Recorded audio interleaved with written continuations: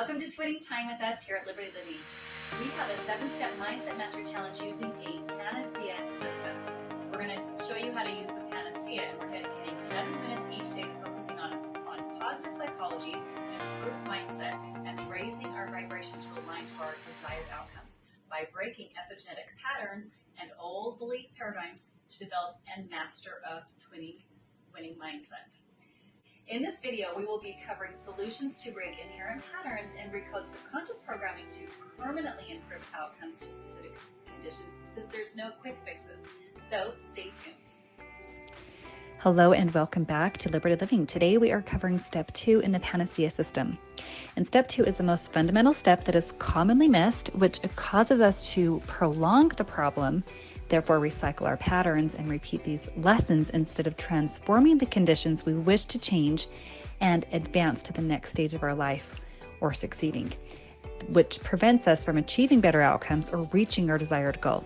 So missing this vital step can also cause poor coping and escaping behaviors, which could be codependency on food, shopping, electronics, relationships, substances, and so forth, which increases fears, causing them to escalate and breed unhealthy relationships and lifestyles, turning to false comforts to anesthetize the pain or fill voids instead of dissolving and fighting freedom from these mental addictions and passing it on to offspring and future generations with the same burdens that are often within our subconscious programming.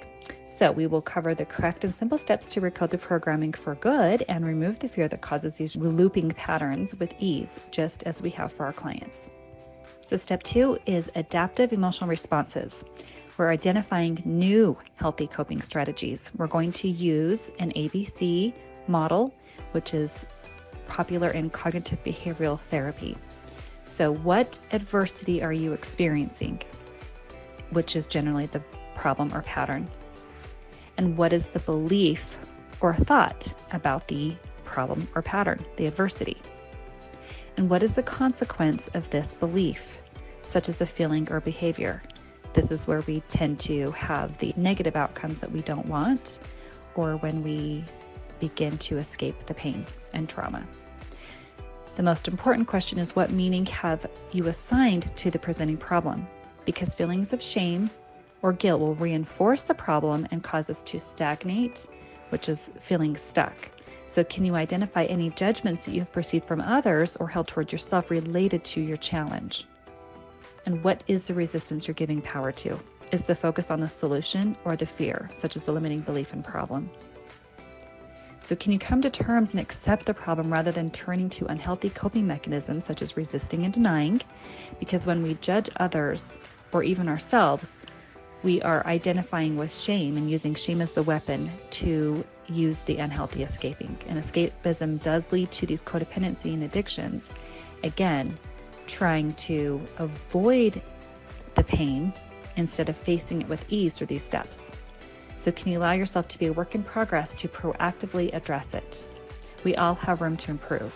So asking for help and seeking a therapist is one of the most empowering approaches to course correct, although it may appear contrary, so that we can remove the stigma around mental health, because conditioning in society can run deep.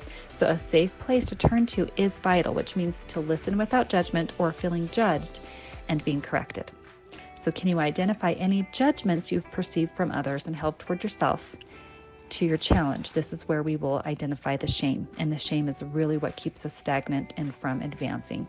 Accepting and coming to terms with the present reality teaches us how to self-regulate and create emotional autonomy instead of denying or even thinking positive alone, which doesn't make it disappear. It's a form of coping and escaping behaviors, which is numbing or suppressing the pain. And this is when we are avoiding or in denial of the problem. Tough it out, soldier on, and just let it go approaches in society have resulted in repression and shame, causing even greater repercussions of destructive and toxic behaviors, instead of demonstrating understanding and empathy, therefore breeding narcissistic behaviors, because we're meant to be human and not machines. So we want to normalize feelings in our society for emotional freedom, resilience, and healthy regulation. This is what helps us to become healthy after trauma and heal trauma. So if we begin to align or affirm the solution or ideal outcome that we desire and perhaps painful feelings surface, then that's likely an indicator that there's a suppressed emotion that needs to be addressed. And there can be layers addressed at a time. We'll need to move through the feelings by being present to it. It's a feeling that is a trapped emotion from the initial event that taught us to soldier on and be tough. So without judging it or trying to correct or resist it, but only by allowing it. It's just an emotion. Oftentimes we say it's just like a cloud passing in the sky. Just let it run its course. It's just emotion. Be present to it. It'll pass. And accepting and loving will help heal the unresolved emotion, because what we choose to love and accept will heal. Love heals all things. So that's all it needs, is just acceptance and love. Otherwise, simply by acknowledging and cognizing the problem alone, we can resolve it and advance to the next step and solution. So take a moment to honor the feeling and acknowledge some of the hardships that you've been through with emotional validation. This is one of the best ways to move through this step. Okay, so we're going to ask a series of questions. What do you know you innately deserve and desire? What have you worked hard for or accomplished? What do you value about yourself? Ensure to list qualities that you love. Aligning to our values will increase our self-worth, so remember to live congruent to your value system. And what acknowledgement do you desire from others that you can acknowledge within yourself? Offer yourself the same love. You deserve to feel desired, you deserve to feel loved, so that you can begin to demonstrate how you would want to be treated more emphatically toward yourself. And the next step in the P.A.N.A.C.E.A will help us to neutralize emotional triggers and heal wounds, so we can establish forward momentum and up level to the next stage of our life. So stay tuned for our next podcast.